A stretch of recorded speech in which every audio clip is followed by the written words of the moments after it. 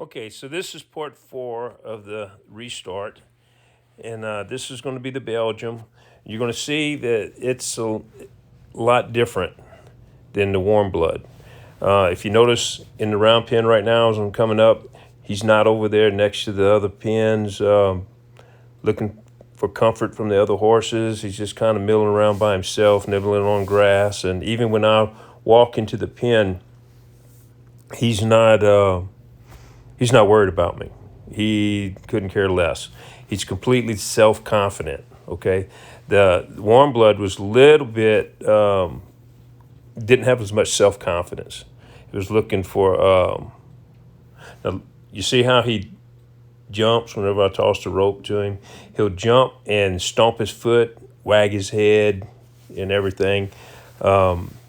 That's not a complete sign of aggression, but that's kind of telling me, look, I'm not as big a pushover as what you think. I don't know who you think you are, but we might have some problems here. And he doesn't have the confidence just to kind of just attack me and run me out of the pen. But then again, he's kind of halfway standing up to me a little bit, standing his ground. Now that attitude has to change, okay? And you're going to see that happening. Where the warm blood she was scared, and not really scared, just real cautious. Okay, this horse here has a lot of self confidence, where the other one really didn't. She was depending more on her buddies to save her than this horse. This horse is pretty much on his own. So what I'm doing here is, you seeing me here, I am pushing this horse around. Well, before I'd said I'm not really a fan of lunging. Not a fan of it, but it doesn't mean that you don't ever do it. Okay, there's times for it. Like right now, this horse is kind of a dominant horse. So I'm going to walk in there and show him that I can push him around.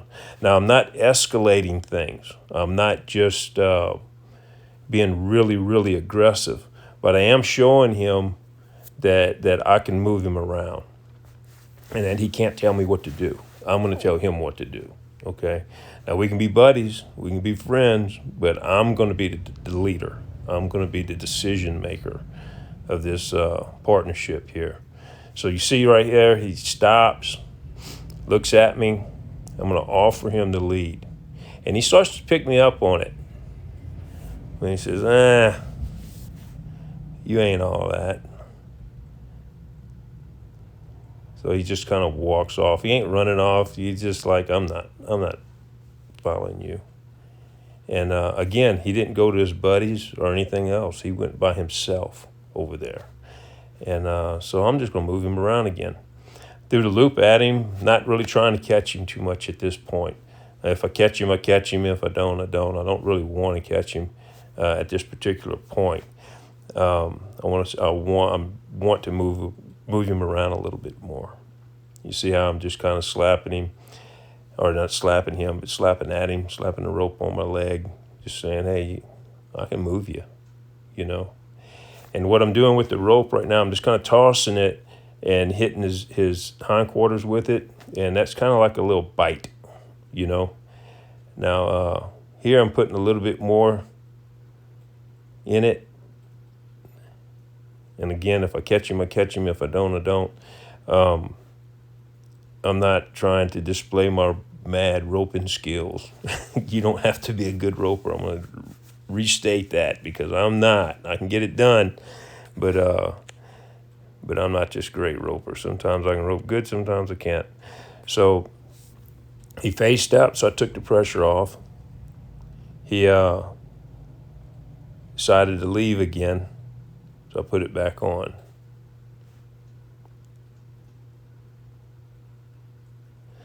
So here we go. We're just going to continue around. And I want you to see and really look at the difference in the personalities of these horses.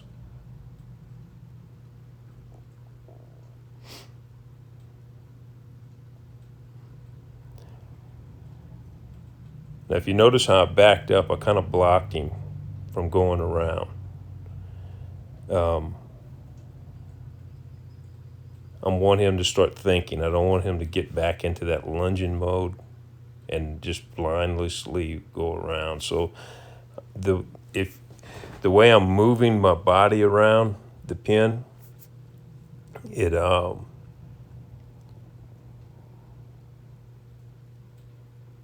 I'm subtly talking to the horse. See, I'm backing up right there. I'm asking him to stop. He stopped. He faced. I offered him to lead. He didn't. So I'm going to rope him again. Walked over there. Seen how I kind of blocked him. I walked to the other side of the pen, kind of blocked his path. Asked him to stop. Now, if you notice how his demeanor's changing now, he's looking outside the pen. He's kind of hugging the rails a little more. He's not wagging his head and stomping his feet and everything. His mind's changing. Now he's getting to where I want him, okay? He's thinking, well, this guy's might be a little tougher than I thought, or might not need to challenge him. Might need to just get away from him, and that's what he's thinking right now. But what I'm saying is back to him is, I don't want you to leave. I want you to come to me. And I want you to understand that I want you to come to me. I'm not a bad guy. I'm just going to be the decision maker in this relationship here.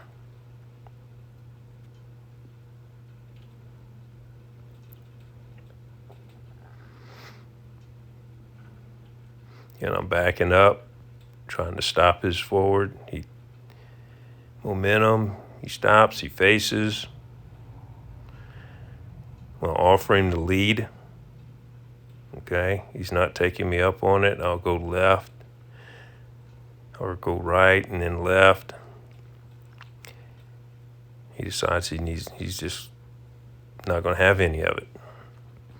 So we go right back to what we were doing.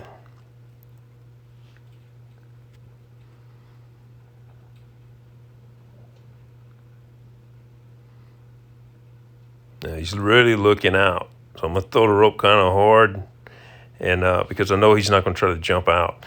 I just want his attention. So he decides to look at me. I'm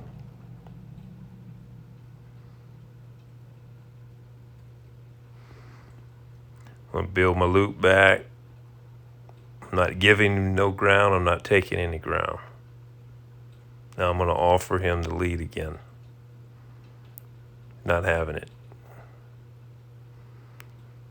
Now he's thinking, I'm definitely not going to go by you now.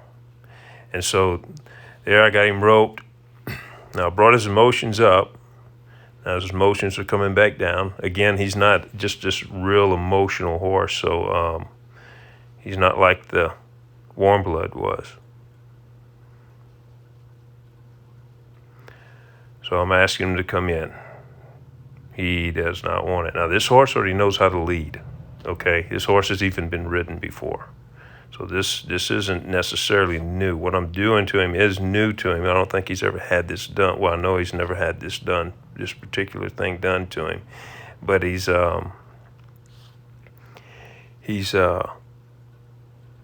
knows to lead, or he's halter broke. Okay, that's the difference between being halter broke and being trained to lead. Halter breaking, like I said before, it's the horse just knows he has to submit to the halter, so he submits and you drag him around the pen. Teaching him to lead, they actually want to lead. They want to be by you. You're leading them mentally, and as well as physically. Where when they're just halter broke, it's more of just physically. You don't really have them mentally. They're just doing it because they have to. So I'm reassuring him, threw that rope out, let him know that's not a big deal. I've been biting him with it, basically, and Just let him know that it's not a big deal and I'm not a bad guy, but I am the decision maker. Okay? So I got him go ahead and lead around. We'll go ahead and take the rope off, and I'm going to offer him to lead again. Again, you're not doing this on a tight rope. Everything's loose whenever he's leading.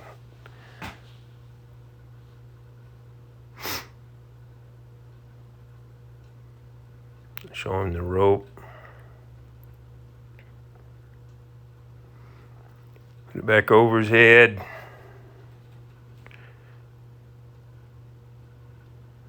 Offer him the lead.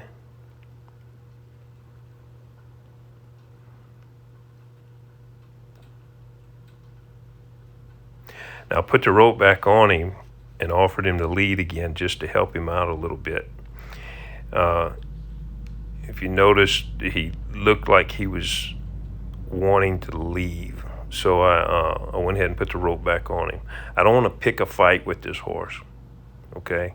And you notice I do different things with all three of these horses. I've done differently. This is different than the last horse because he's not scared. He's not apprehensive. It's more of a dominant thing of I don't want to more than I can't because I'm just worried. Okay. So if a horse like this, if you picked a fight with him, he's liable to fight back. Okay.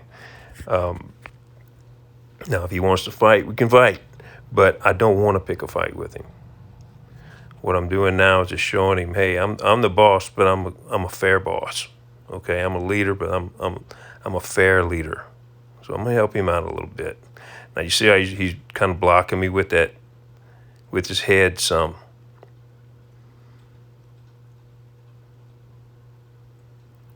I didn't make a big deal out of it. I just put my hand out and kind of stop. Go ahead and put the rope back on him.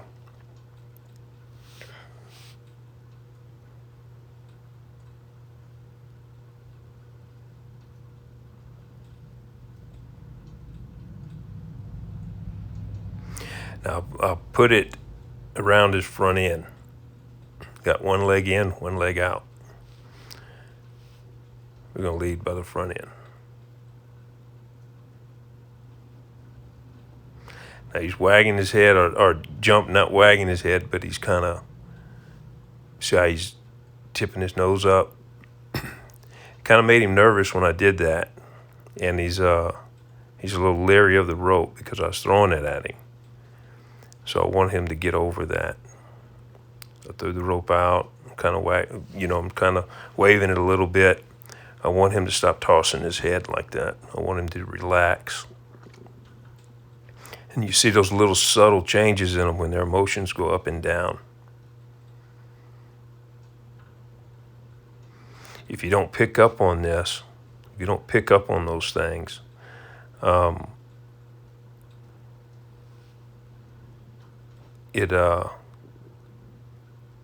escalate. They'll get worse and worse until all of a sudden, why is the horse freaking out? Okay. So now we're going to do his girth, led by the front end. Now, if you notice, I didn't do the right side and the left side. I should have did the right side also. I did the left side. I didn't do the right side. I just forgot. It's not that I didn't not do it on purpose. It wasn't any reasoning. I just got ahead of myself.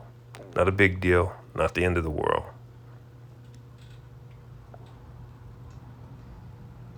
So he was a little bit,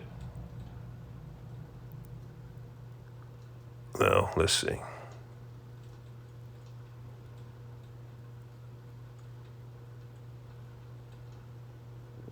Okay, I just swapped sides. Did it to the left side and the right side. He did good.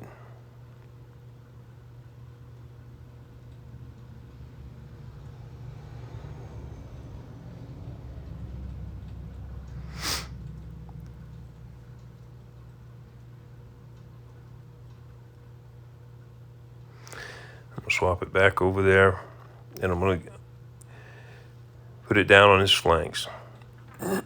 See how he reacts. I'm just going to let him sit with it.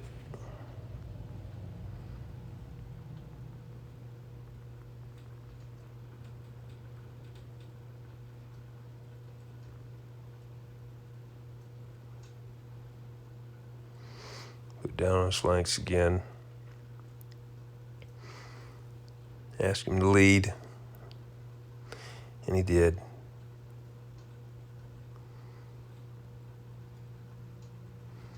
Not a big deal.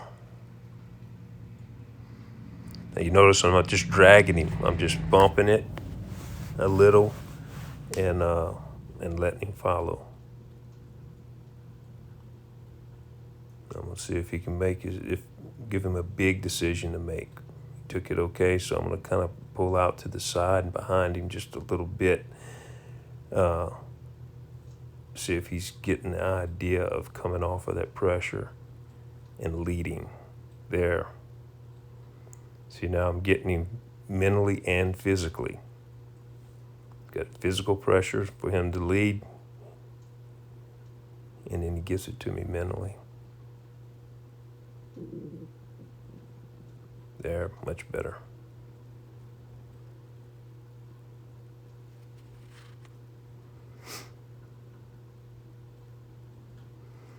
Now you're gonna notice he doesn't want me on the other side as much. See how he kind of subtly blocked me with his head. I had to stop his head just a little bit.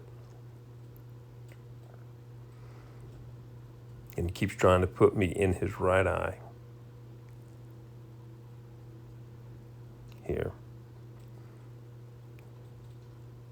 Kind of walk around his head.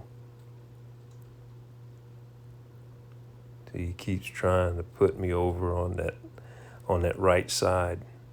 Doesn't want me on the left side. There he goes. Puts me back on the right side. Doesn't want me on the left side. I'm like, I want back into that eye. And the other side didn't want to let me. So he decided he had to leave. So what I'm going to do is, again, I'm just going to kind of hold pressure, make it uncomfortable for him to be out there. Okay?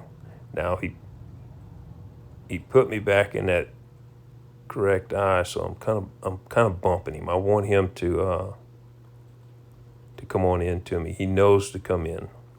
So I'm just going to keep the pressure on until he decides that he can turn and come in.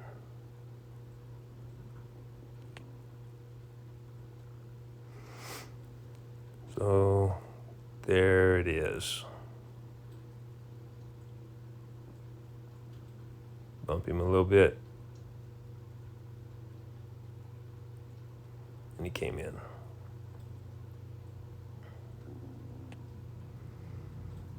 Good.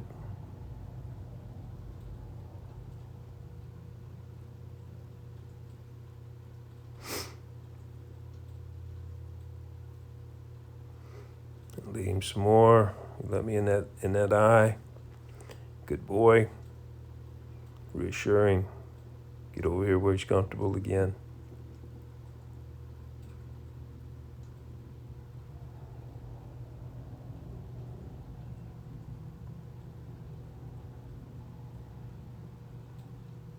And he's kind of blocking me with his head again. I'm just not making a big deal out of it right now.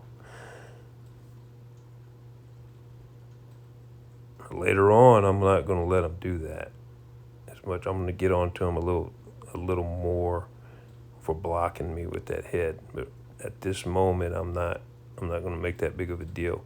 The main thing is that he's leading.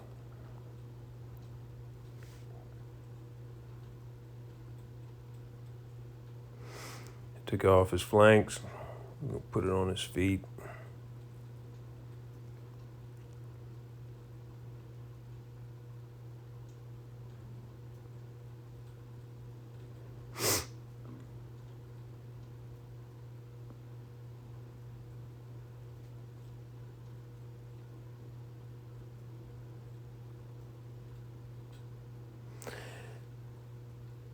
So here we go. Very good. He just come right off of it, just following me. He's not making a big deal out of it. Now I like to do the flanks first, mainly because their feet is sometimes can be a really big deal to the horse, even more so than their flanks. So I want to get them used to bringing their emotions up and then settling down and thinking. When their emotion gets up, to settle down and think. I want that to become a habit. So the feet can be, a lot of times, can be a bigger deal for the horse than their flanks. So I started off in smaller increments. I'll do their neck, kind of gets their emotions up, bring it down, then I do the front end, then I do the girth, then I do the flanks, and then I do the feet. Front feet generally isn't that big of a deal. It's generally their the hind feet. This horse is standing real well. If you notice, I'm just going to ask him for his foot, see if he gives it to me, because he's not scared. Now the warm blood I didn't do this with because she was ready to bolt at any time. He's standing pretty good. So I asked him for his foot. He gave it to me. No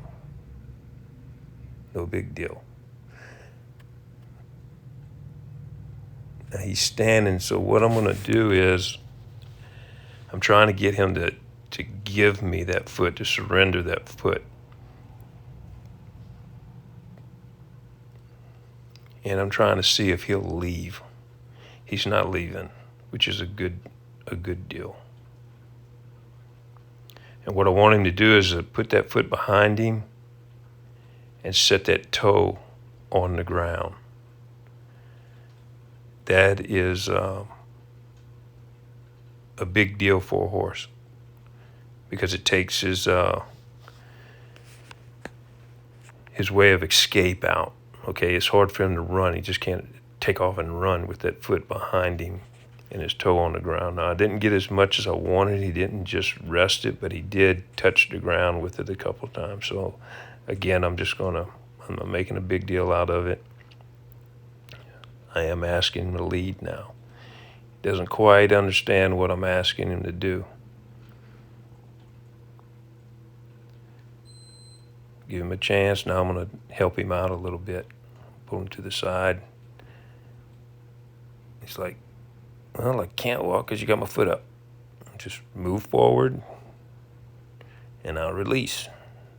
So he moved forward, and I released, and he's like, okay, I can do that. Not real comfortable, but I can do that. Still got this thing on my foot. If you notice, when he brings it back, I kind of tug a little bit, then release. When he gives it, I release. Tug, release. Okay.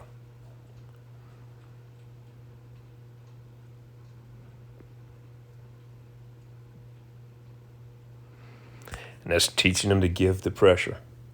All of this is teaching them to give the pressure and to lead. I'm killing two birds with one stone. I'm applying pressure mentally and physically. They are giving to that pressure mentally and physically the way that I want. Okay, he's trying to block me with that head again. He's not wanting me on that left side because he's just tired of me fooling with his foot. So he's trying to block me to kind of get me to leave his foot alone. To him, that lariat is an extension of my arm. It's just like me touching him. So he decides, I got to leave. So, leave. You're just not going to be very comfortable while you're out there. Not making a big deal. I'm not really just tugging real hard. I'm just making it uncomfortable for him. So he's got tension on that rope every step. The whole time he's stepping, there's no release. Okay? I'm just holding it. He can trot out there, run out there, walk around all he wants. You need to come to me. Now, if you notice, I helped him out. I walked over in front of him and seen if he would lead, and he did. I don't want to set this horse up to fail. I want him to succeed. So I'm going to help him when I feel that he needs help. If I feel that he needs to just sit out there and think about things for a little while, then that's what he'll do.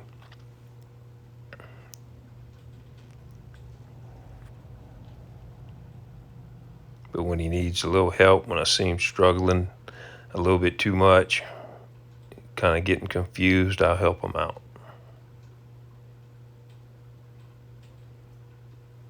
Okay, so we lift his foot up and get the rope off.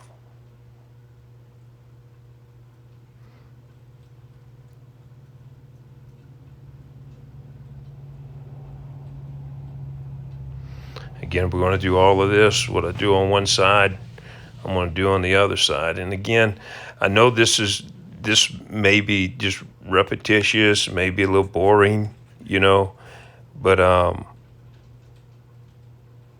want you to see everything that takes place.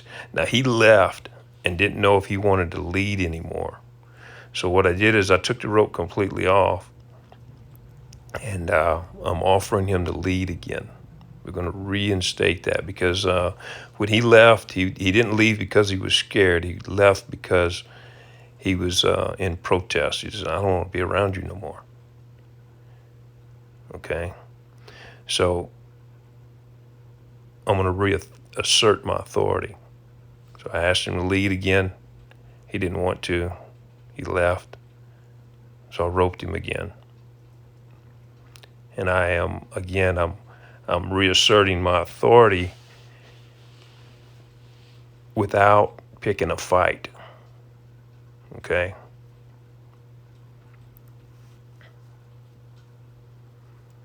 That's what I did. I understood that he was having trouble with the leading again, so we started all over again. Took the rope off of him, asked him to lead. He didn't, so I roped him. We just started from the beginning again.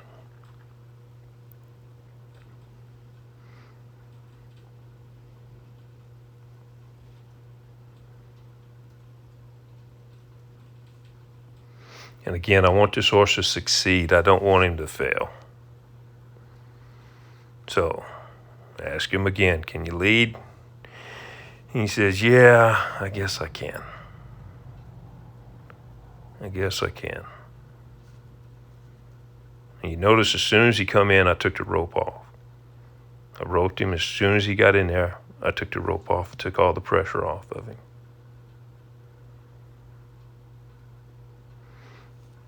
So now we're going to go to this side.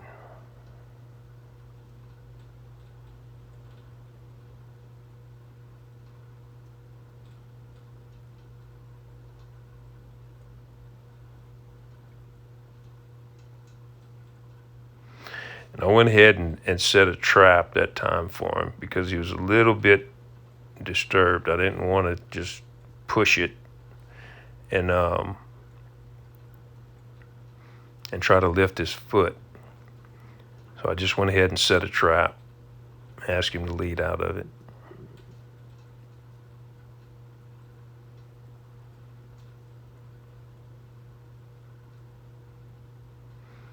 And when he stepped in it, I just tightened up on it and walked off. Again, I'm asking him to lead. He's doing it, doing a good job. He's standing good, so I'm going to go behind him.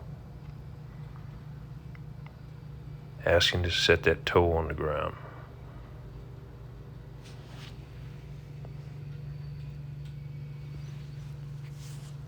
Just pulling it out behind that foot. And ask him just to set the tip of that toe on the ground, and there he goes.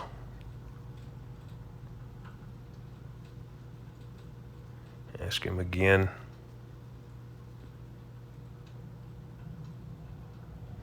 And again, this is a big deal for a horse. He's submitting when he does that, showing me that he's relaxed. So I'm going to ask him to lead. I'm just going to pull it forward. He's kind of confused about it. Letting him have time to think.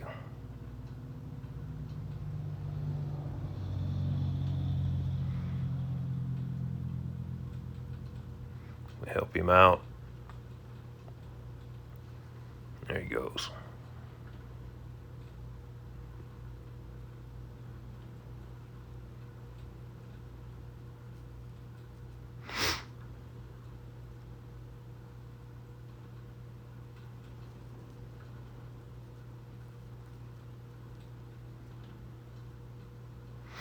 Doing real good. His attitude is changed a lot since we first started. Now, if you'd approached this horse differently, he could have got aggressive. If you just would not have addressed that slight aggression that he had at the beginning, and just would have went up, I probably could have went up there and just caught this horse and done all this with him. But it wouldn't have addressed that slight aggression that he showed me, that slight rebellion of wagging his head and stomping his feet and just totally ignoring me. And when you do that, it tends to escalate. You have to address those little things. That's what I'm saying. This is a restart. I'm looking for holes in the horse. And one of the holes that this horse has is his submitting problem.